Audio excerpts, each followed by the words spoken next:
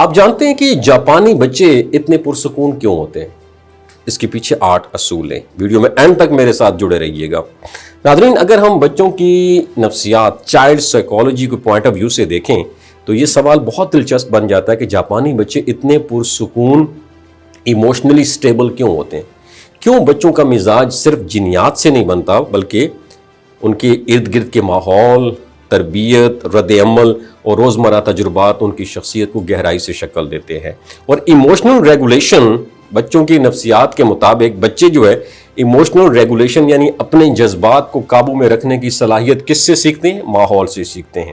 اور جاپانی بچوں میں یہ صلاحیت بہت کم عمری سے مضبوط ہونا شروع ہو جاتی ہے، کیونکہ انہیں شروع ہی سے سیلف کنٹرول اور کلیکٹیو رسپانسبلٹی سکھائی جاتی ہے۔ وہاں والدین اور اساتذہ بچوں کے ہر چھوٹے جذباتی رد عمل پر فوراً مداخلت نہیں کرتے، بلکہ انہیں ایک اپرچونٹی دیتے ہیں کہ وہ خود اپنے احساسات کو سمجھیں اور قابو کریں۔ اور یہ عمل ان کے دماغ کے ایک ہوتا ہے پری فرنٹل کارٹیکس جو ہوتا ہے اس کو مضبوط کرتا ہے، جو ڈیسیجن میکنگ اور جذباتی توازن کے لیے رسپانسبل ہوتا ہے۔ چائلڈ سائیکالوجی یہ بھی بتاتی ہے کہ بچے ماڈلنگ کے ذریعے جو ہے نا سیکھتے ہیں، یعنی وہ وہی رویہ اپناتے ہیں جو وہ بڑوں میں دیکھتے ہیں۔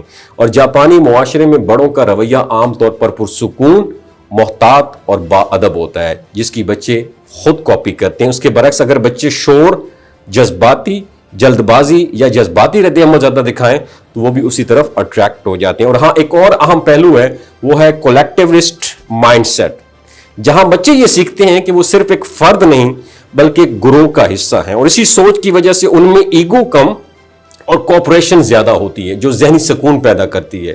بچے چھوٹی عمر سے یہ سبق سیکھتے ہیں کہ ان کا عمل صرف ان تک محدود نہیں ہے بلکہ دوسروں پر بھی اس کا امپیکٹ پڑتا ہے، اس لیے وہ زیادہ رسپانسبل اور بیلنس ہو جاتے ہیں۔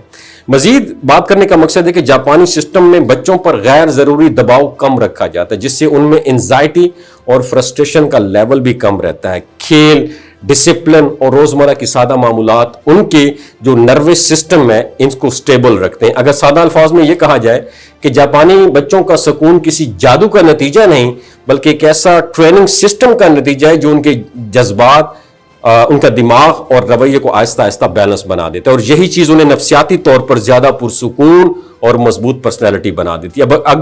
اب اگر اس پوری چائلڈ سائیکالوجی کو عملی اصول میں سمجھا جائے تو جاپانی بچوں کی پرورش کے 8 بنیادی رول سامنے آتے ہیں۔ پہلا اصول کہ وہ جذبات کو فوراً دبایا نہیں جاتا بلکہ انہیں سمجھنے اور نام دینے کی تربیت دی جاتی ہے، جس سے بچے ایموشنلی اویئر بنتے ہیں۔ دوسرا اصول سیلف ڈیپینڈنس، یعنی بچے چھوٹی عمر سے اپنے کام کرنا سیکھتے ہیں، جس سے اعتماد اور ذہنی استحکام آتا ہے۔ تیسرا اصول ڈسپلن تھرو روٹین، جہاں روزمرہ زندگی میں ایک واضح ڈسپلن ہوتا ہے جو بچے کے دماغ کو پریڈکٹیبلٹی جو ہے نا سکون دیتا ہے۔ چوتھا اصول سوشل رسپانسبلٹی، یعنی بچے صرف اپنے لیے نہیں بلکہ اپنے گروپ کے لیے بھی سوچنا سیکھتے ہیں، جس سے ایگو کم اور بیلنس زیادہ ہو جاتے ہیں۔ پانچواں اصول پیرنٹل کام بیہیویئر، یعنی کیونکہ بچے وہی سیکھتے ہیں جو وہ دیکھتے ہیں، اس لیے بڑوں کا پرسکون رویہ ان کے دماغ کو بھی پرسکون بنا دیتا ہے۔ اور چھٹا رویہ ہے منیمل ایگریشن انوائرمنٹ، یعنی چیخو پکار اور سخت رد عمل کم ہوتا ہے، جس سے بچے کے اندر انزائٹی ڈیولپ نہیں ہوتی۔ اور ساتواں اصول ہے پرابلم سالونگ ایکسپوجر، جہاں بچے کو ہر مسئلہ فوراً حل کر کے نہیں دیا جاتا بلکہ انہیں خود سوچنے کا موقع دیا جاتا ہے، جو ان کی ریزیلینس بڑھا دیتا ہے۔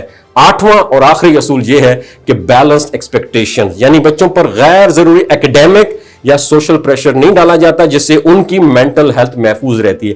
تو یہ تمام اصول مل کر ایک ایسا ذہنی اور جذباتی سسٹم بناتے ہیں جو بچے کو نہ صرف پرسکون بناتا ہے بلکہ انہیں زندگی بھر کے لیے ایموشنلی اسٹرانگ اور مینٹلی بیلنس شخصیت فراہم کرتا ہے۔